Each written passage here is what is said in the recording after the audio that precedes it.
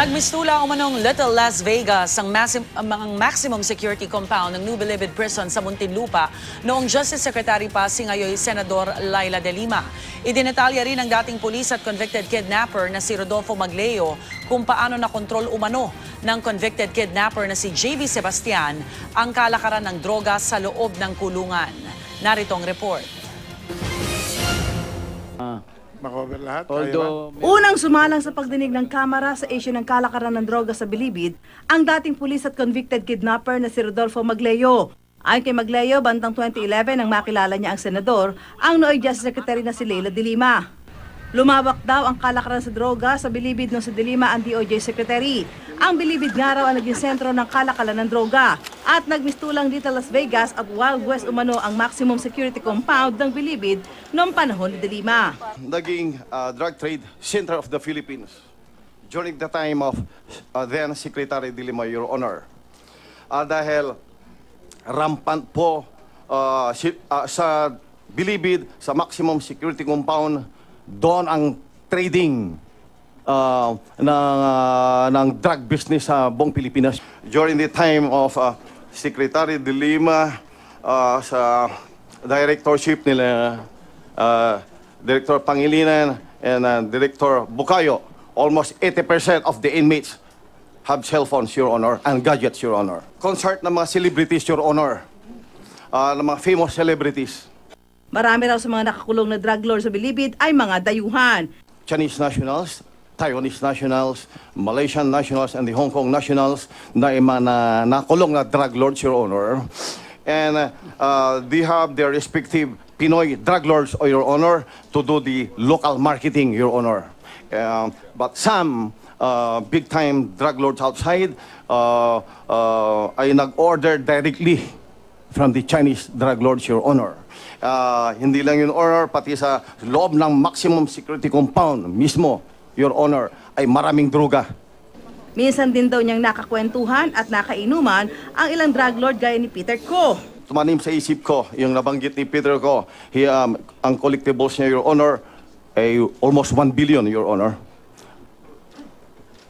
Collectibles for that month, Your Honor.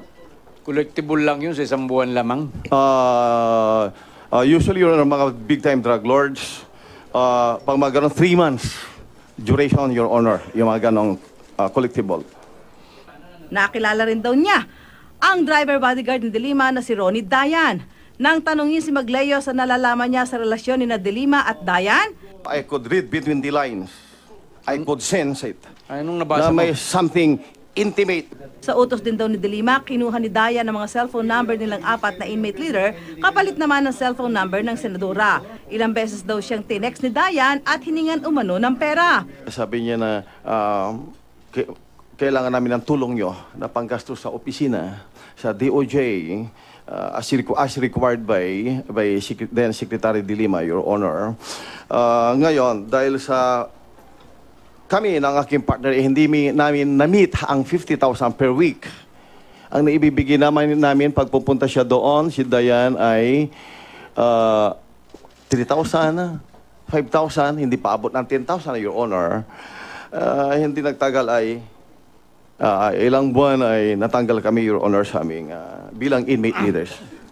Nabibigyan daw ng mga pribilehyo ang ilang inmate na malakas pagbigay ng pera, gaya ni JV Sebastian. Malaki rin daw ang naging papel ng koneksyon ni Sebastian kay De Lima, kaya nailipat ang tinaguriang Bilibid 19 sa NBI Detention Facility. Naging hari raw ng mga drug lord sa Bilibid si Sebastian nang malipat na ang Bilibid 19. Sinabi niya sa akin, malaki ang bigay niya kay Secretary De Lima.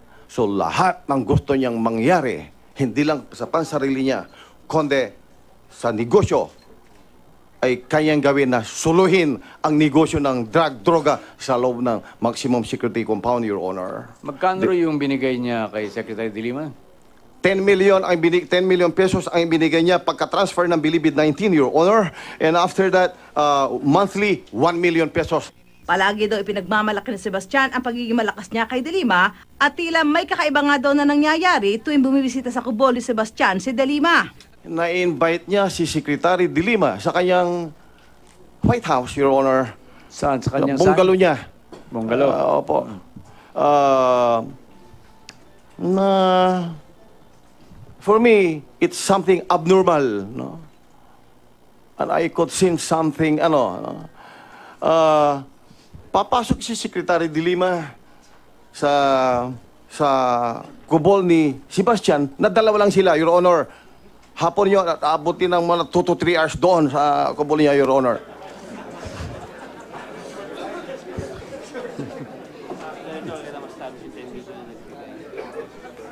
Mga bodyguards, iniiwanan doon sa labas. Para sa unang balita, Susan Enriquez reporting.